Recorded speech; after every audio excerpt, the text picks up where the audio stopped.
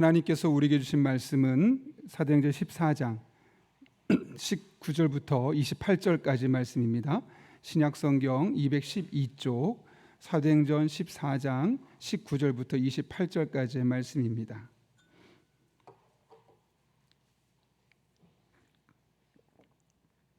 우리 하나님의 말씀을 다 같이 한 목소리로 19절부터 28절까지 함께 천천히 읽겠습니다.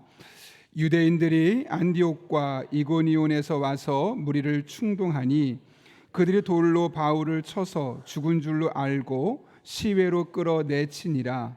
제자들이 둘러섰을 때 바울이 일어나 그 성에 들어갔다가 이튿날 바나바와 함께 더베로 가서 복음을 그 성에서 전하여 많은 사람을 제자로 삼고 루스드라와 이고니온과 안디옥으로 돌아가서 제자들의 마음을 굳게 하여 이 믿음에 머물러 있으라 권하고, 또 우리가 하나님의 나라에 들어가려면 많은 환난을 겪어야 할 것이라 하고 장로들을 택하여 금식 기도하며 그들이 믿는 주께 그들을 위탁하고 비스티아 가운데로 지나서 밤빌리아에 이르러 말씀을 버가에서 전하고 아달리아로 내려가서 또 안디옥에 이르니 이곳은 두 사도가 이룬 그 일을 위하여 전에 하나님의 은혜에 부탁하던 곳이라. 그들이 이르러 교회를 모아 하나님이 함께 행하신 모든 일과 이방인들에게 믿음의 문을 여신 것을 보고하고 제자들과 함께 오래 있으니라. 아멘. 우리 함께 기도하고 하나님 말씀 나누겠습니다. 거룩하신 아버지 하나님, 오늘도 우리를 하나님 전에 불러주시고 6월 한 달을 시작하며 그 첫날 하나님 앞에 나와 우리의 한 달을 믿음으로 기도로 맡길 수 있는 은혜 주신 것 진심으로 감사를 드립니다. 기도하는 행위로만 끝나지 않게 하시고 이 기도가 한 달 동안 이어지며 하나님만 붙들며 나아갈 때 우리들의 삶에 구체적으로 하나님의 인도하심과 도우심과 새롭게 하심과 방패가 되어주심을 경험할 수 있는 복된 한 달 되게 하여 주옵소서. 이 시간 하나님의 말씀을 듣습니다. 우리들의 마음의 문을 활짝 열어주시고 선포된 말씀이 우리의 심령을 살기고 우리의 삶의 가이드가 되는 은혜의 시간 되게 하여 주옵소서. 예수님의 이름으로 기도하옵나이다. 아멘. 우리 기도회 끝나고 나서 오이코스 리더 모임이 6시 30분에 각 정해진 장소에서 있고 또 장로의 야외가 오전 9시에 출발하게 됩니다. 안전하게 다녀올 수 있도록 기도해 주시기를 부탁드립니다. 혹시 여러분 예전에 방영되었던 진짜 사나이라는 그런 다큐멘터리를 보신 적이 있으실 겁니다. 그 중에 남성들이 나왔던 적도 있고 또 여성들이 나왔던 그런 특집편이 있었습니다.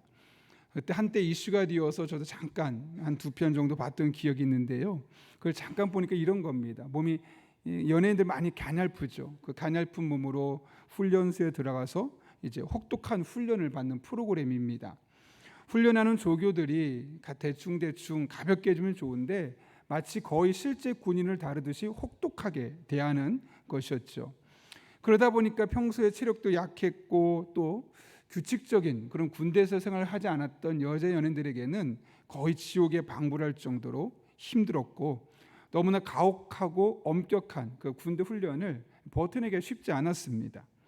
그 중에 유난히 눈에 띄는 한 사람이 있었죠. 완전히 적응에 실패했습니다. 이거에도 혼나고 저거에도 혼나고 계속 정신이 혼미해서 우는 겁니다. 그렇게 물었더니 이런 것을 제대로 감당하지 못하는 자신의 모습이 너무나 억울하고 더군다나 훈련을 자기에게 시키는 그 조교를 따라가지 못하는, 그리고 나에게 너무나 엄격하게 말하는 그 조교가 때문에 야속하고 서러워서 운다는 이야기를 하는 거죠. 근데 그 중에 또 한 연예인이 있었습니다.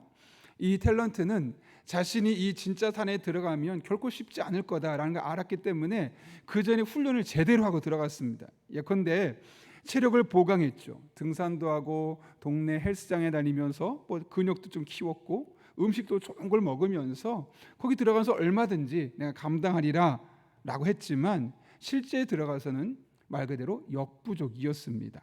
물론 다른 사람보다 조금 나아 보였지만 일반 군인에 비해서는 턱없이 부족한 그런 실력을 보일 수밖에 없었습니다. 짧은 영상이지만 그 영상을 보면서 느낀 게 있습니다. 그녀들의 모습이 마치 이 세상 속에 들어가서 내가 믿음의 사람으로서 잘 살아볼 거야, 열심히 살아볼 거야, 영향력 있게 살아볼 거야, 난 그럴듯하게 다른 사람처럼 퍽퍽 쓰러지지 아니하고 이 세상을 바꾸며 멋지게 살아볼 거야 라고 말하지만 실상 현장에 들어가서는 허덕이고 있는 우리 그리스도인의 모습 같아서 마음이 아팠기 때문에 그렇죠. 매일 신앙적으로 살아보겠느라고 말씀 붙들어 보고 또 이렇게 새벽에 나와서 기도도 하지만 막상 세상에 들어가서 다양한 상황 속에서 우리를 힘겹게 만드는 상황에 맞닥뜨리면 여지없이 무너진 우리의 모습과 그 여자 연예인들의 모습이 별반 다르지 않았습니다. 그걸 보면서 어떻게 하면 좋을까? 이 세상을 살아가며 다양한 고난과 시련과 우리를 아프게 하고 스트레스 받게 하는 일들 속에서 과연 우리는 어떻게 잘 이겨낼 수 있고 버텨낼 수 있고 그 속에서 승리를 경험할 수 있을까? 그런 고민을 할 수밖에 없었습니다. 오늘 본문 또한 그와 비슷한 상황을 우리에게 보여주고 있죠. 오늘 본문의 말씀은 바나바와 바울의 그 1차 전도 여행이 마무리되는 시점을 우리에게 보여주고 있습니다. 오늘 우리가 읽었던 19절부터 28절까지 그 바로 앞에 있는 말씀 보면 놀라운 일이 기록되어 있습니다. 바울 일행이 루스드라라는 지역에서 날 때부터 일어나지 못했던 걷지 못했던 사람을 치유하는 정말 기적 같은 장면이 나옵니다. 그 장면을 보자마자 그 지역에 있던 사람들이 다 몰려들어서 당신은 우리가 섬겼던 신 제우스 같습니다, 헤르메스 같습니다. 이 헤르메스가 우리가 잘 알고 있는 그 명품 에르메스가 여기서 나온 거죠. 그 헤르메스 신과 같은 존재입니다 라고 추앙합니다. 뭐 금방 신과 같은 존재라고 여겼는데 그 바울이 그 지역의 그 분위기가 오래가지 못합니다. 오늘 19절을 보면 어떤 일이 있었습니까? 이렇게 이야기하죠. 같이 한번 읽어볼까요? 시작. 유대인들이 안디옥과 이고니온에서 와서 무리를 충동하니 그들이 돌로 바울을 쳐서 죽은 줄 알고 시외로 끌어내니라. 이거 뭐라고 말합니까? 유대인들이 루스드라까지 따라와서 그 루스드라에 있는 사람 막 충동질을 하는 겁니다. 그런데 이 사람들이 그 유대인들의 말에 영향을 받아서 바울에게 돌을 던졌죠. 이 사건은 나중에 고린도후서 11장에 보게 되면 사도 바울이 자기의 그런 고난했던 많은 상황을 돌아볼 때까지 기록할 정도로 아주 그에게 충격적인 장면 중에 하나입니다. 특별히 어느 정도까지였냐면 오늘 19절 보니까 돌로 맞고 죽은 줄로 알아서 시외로 끌어내쳤다고 합니다. 누가 봐도 죽은 사람이어서 마치 시체를 버리듯이 도로 밖에 쓰레기처럼 집어 던졌다는 겁니다. 살아있는 사람이면 이렇게 할 수 없겠죠. 여러분, 이런 바울의 모습을 보면 어떤 생각이 듭니까? 오늘 본문 바로 앞에 있던 사건처럼 하나님께 늘 감사하고 사람들 앞에 간증할 수 있을 만한 그런 놀라운 일들, 좋은 일들, 행복한 일들, 평안한 일들, 그런 일들만 계속되면 참 좋을 텐데 인생은 그렇지 않다는 겁니다. 오히려 좋은 일이 있었다면 응당 그 뒤에는 당연히 그랬다는 것처럼 우리를 괴롭히고 힘겹게 하는 일들이 찾아오는 것이죠. 우리가 감당하기 쉽지 않은 일들이 우리를 괴롭히게 됩니다. 이것은 바울의 선교 사역 현장에서 계속해서 비일비재하게 나타났던 현상들이죠. 우리가 읽지는 않았지만 고린도후서 11장 23절부터 28절까지 보면 바울이 이렇게 고백합니다.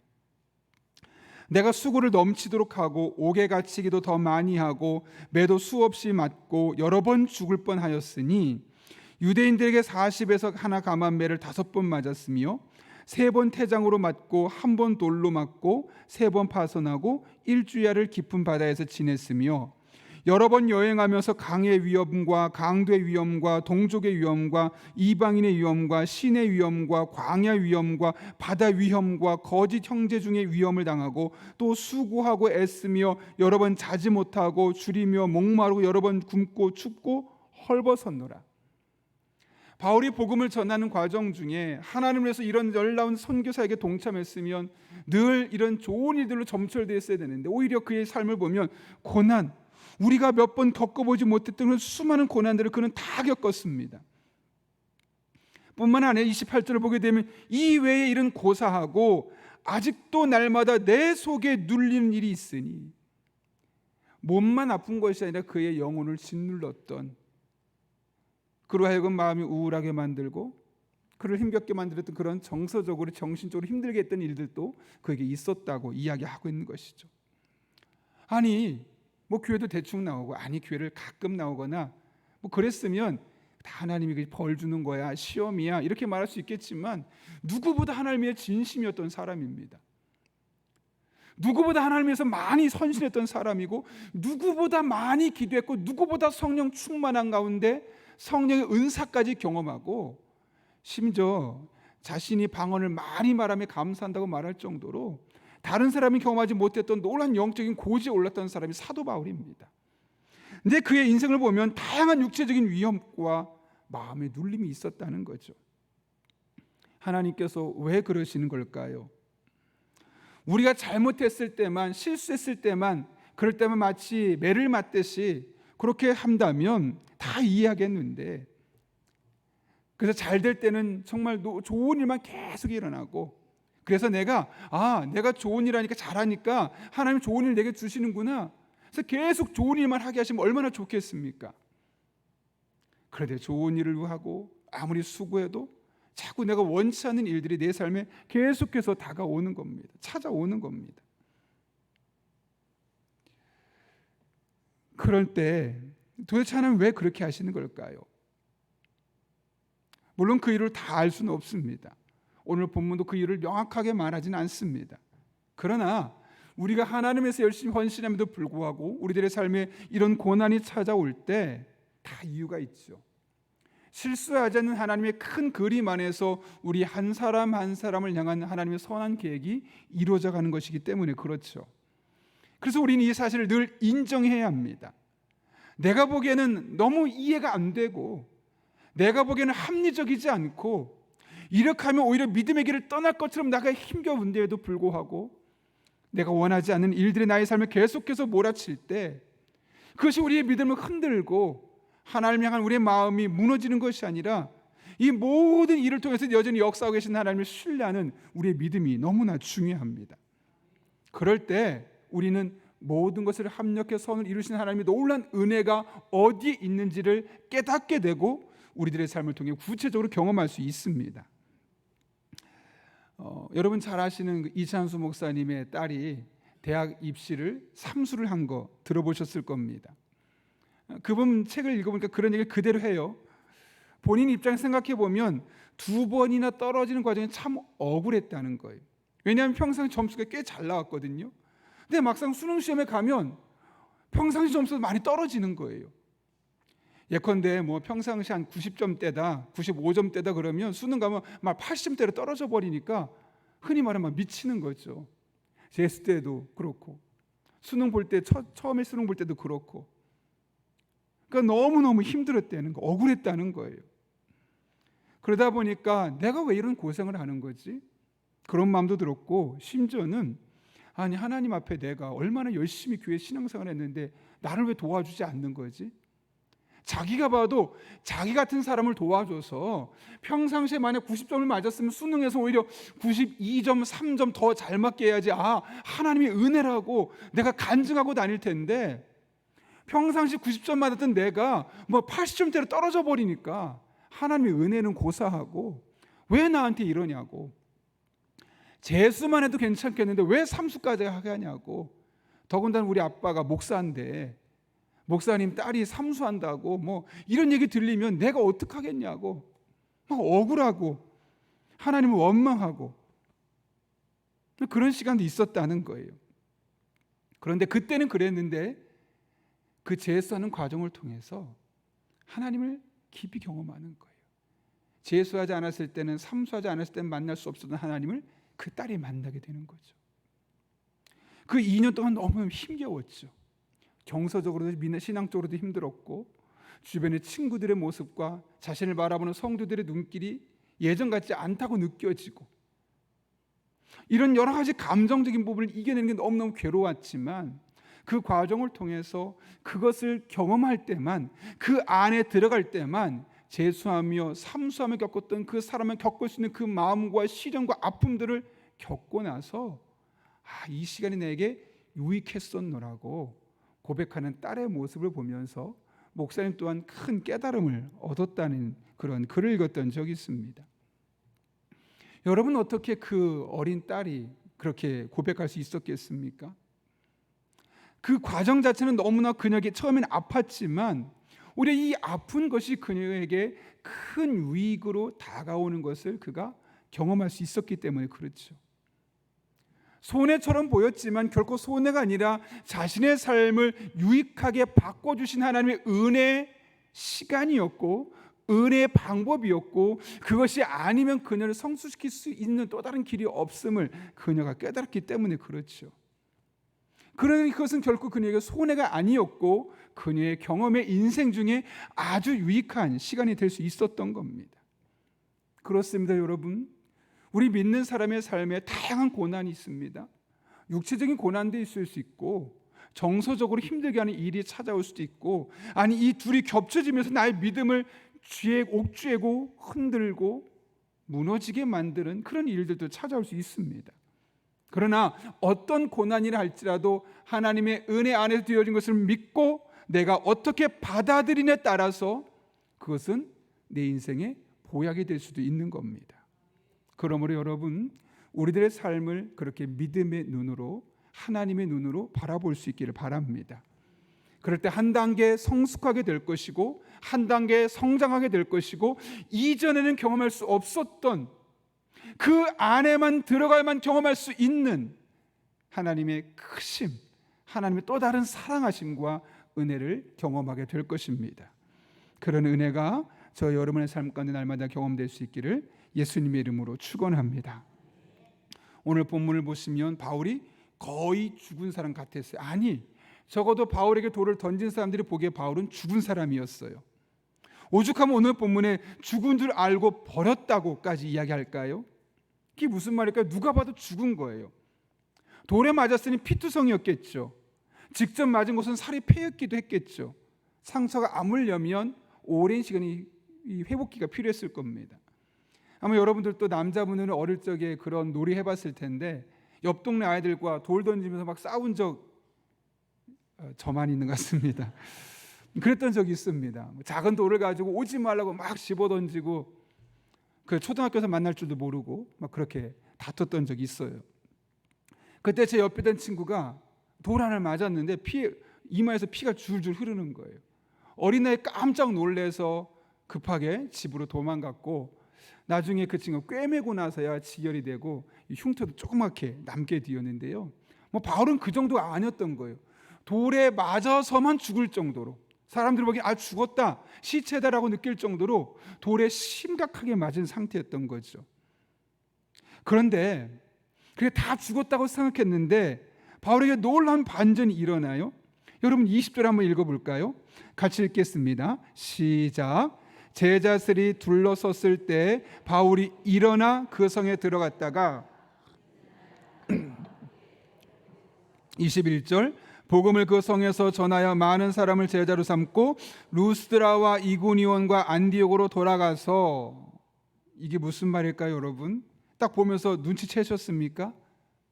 돌에 맞아 죽었다 이랬는데 일어나라고 말합니다. 그냥 그 자리에서 금방 일어섰다는 거예요. 그리고 언제 돌에 맞았냐는 듯이 좀 전에 누가 봐도 시체처럼 느껴졌던 그 바울이 어떻게 해요?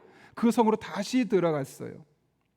뿐만 아니라 그 다음날 곧바로 일어나서 바나바와 함께 더베로 가고 루스드라로 가고 이고니온으로 가고 안디옥으로 가고 약 400km 되는 거리를 전도여행을 다시 떠나는 거예요.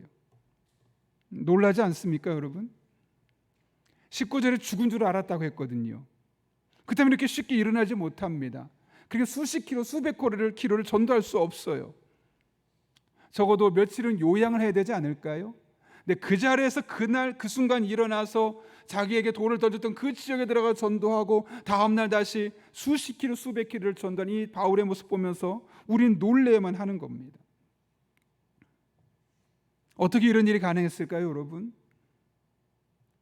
오늘 본문이 바울이 일어나 20절, 그냥 우리가 볼 때는 아주 짧은 단어지만 원문을 보게 되면 일으키다라고 되어 있어요. 일으키다. 그러니까 일으킴을 당한 거예요. 그래서 이 원문을 보게 되면 아나스타르스는 단어거든요. 이게 뭐냐면 죽은 상태에서 다시 살아나는 거예요. 그리고 신약에서는 이 성경 이 단어를 부활의 능력으로 쓰는 표현이죠.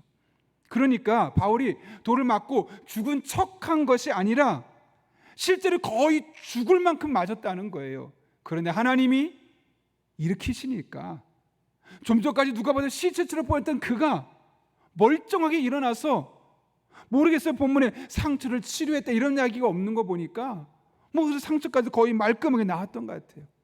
돌을 한 대도 안 맞은 사람처럼 그 자리에 일어나서 걷고, 그 다음날 일어나서 걷고 300 몇백 킬로 되는 거리를 전담해 다니는 이 바울의 모습을 오늘 성경 우리에게 보여주고 있는 것이죠. 꾀병 부리다 일어난 것이 아니라 하나님께서 일으키시니까 거의 죽을 뻔했던 그가 멀쩡하게 살아났다라는 장면을 오늘 본문은 우리에게 말씀하고 있는 겁니다. 여러분이 이 본문을 보면서 어떤 느낌이 드십니까? 사도 바울에게만 이런 일이 있음을 말씀하는 걸까요, 여러분? 하나님께서 역사하시면 죽은 자처럼 보이는 사람도 멀쩡하게 살아날 수 있음을 우리에게 보여주는 것 아닐까요, 여러분? 하나님이 역사하시면 꾀병을 부린 것처럼 죽을 뻔했던 사람도 금방 일어날 수 있다는 사실을 우리에게 말씀하는 거 아니겠습니까? 부활의 능력을 믿는 자에게 이런 은혜가 있음을 우리에게 보여주기 위해서 이렇게 보여주는 것 아니겠습니까? 물론 하나님의 또 다른 계획이 있어서 예컨대 바울에게도 평생 하나님 앞에 3번에 걸쳐서 간구했던 적이 있죠. 몸 안에 가시가 있습니다. 이 육체 가시를 나에게 제해 주십시오. 그러나 하나님이 그 육체 가시를 고쳐주지 않고 계속해서 사도 바울을 괴롭혔던 것도 있지만, 오늘 본문에서 거의 죽을 뻔했던 그를 살리는 놀라운 치유의 능력이 바울에게 있었음을 오늘 본문은 우리에게 분명하게 증언하고 있는 겁니다. 여러분, 하나님 안에 불가능이 없으심을 믿으십니까?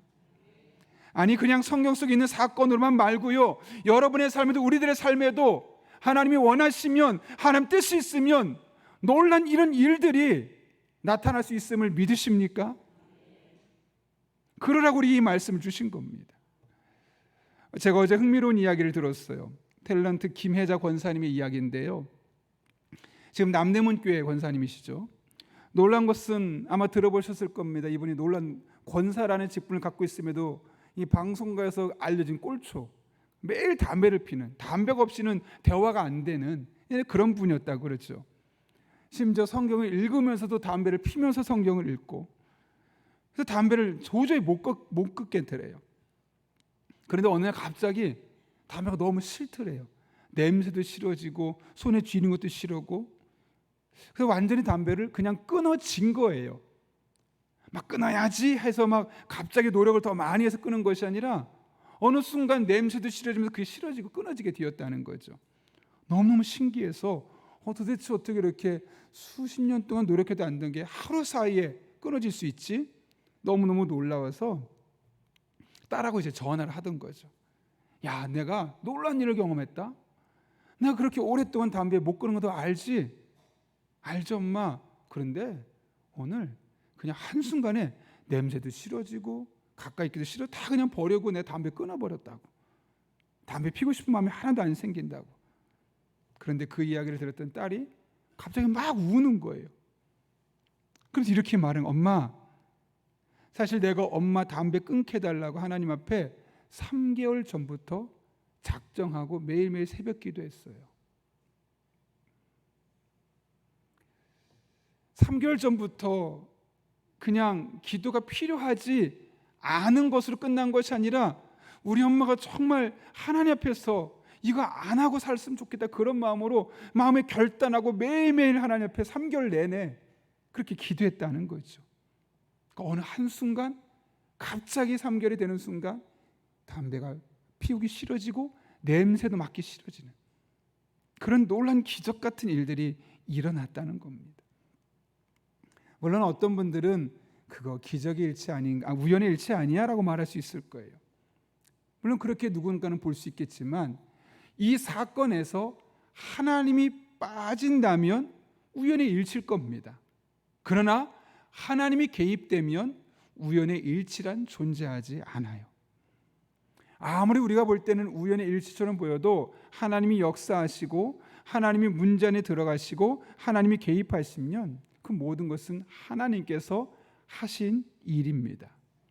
그리고 하나님이 개입하시면 우연의 일치처럼 보이는, 누가 봐도 말이 안 되는, 그러나 하나님이면 능히 하실 수 있는 일들이 우리들의 삶에도 얼마든지 나타날 수 있음을 성경은 곳곳에서 우리에게 증언하고 있습니다. 그러면 여러분, 믿음의 눈으로 하나님을 바라보고 하나님이 하시는 일, 하나님이 하실 일을 기대하는 여러분 될 수 있기를 바랍니다. 하나님께 불가능이 없습니다. 하나님께 불가능이 없습니다. 하나님께 불가능이 없습니다. 그러므로 우리가 그분을 의지하고 그분의 지혜를 구하고 그분의 인도하심을 구하면 우리들의 삶에 가장 적합한, 가장 좋고 가장 선한 방법으로 반드시 인도하여 주실 것입니다. 그런 은혜가 저 여러분의 삶 가운데 이 한 달도 경험될 수 있기를 예수님의 이름으로 축원합니다. 함께 기도하겠습니다. 거룩하신 아버지 하나님, 오늘 사도 바울의 그 고난, 역경 속에 나타났던 하나님의 계획과 뜻, 하나님의 일하심을 말씀을 통해 확인할 수 있게 하시고 믿음의 눈으로 바라볼 수 있는 마음을 결단하게 하신 것 진심으로 감사를 드립니다. 오늘 한 날 이 시간의 결단으로 끝나지 않게 하시고 이 한 달 동안 살아 숨쉬게 하시고 이 하나님 붙들고 하나님 의지하며 기도하며 도우심을 구하며 인도하심을 구할 때 오늘 사도 바울이 만났던 하나님이 바로 우리들의 하나님이 되는 놀란 한 달 되게 하여 주옵소서. 예수님의 이름으로 기도하옵나이다. 아멘.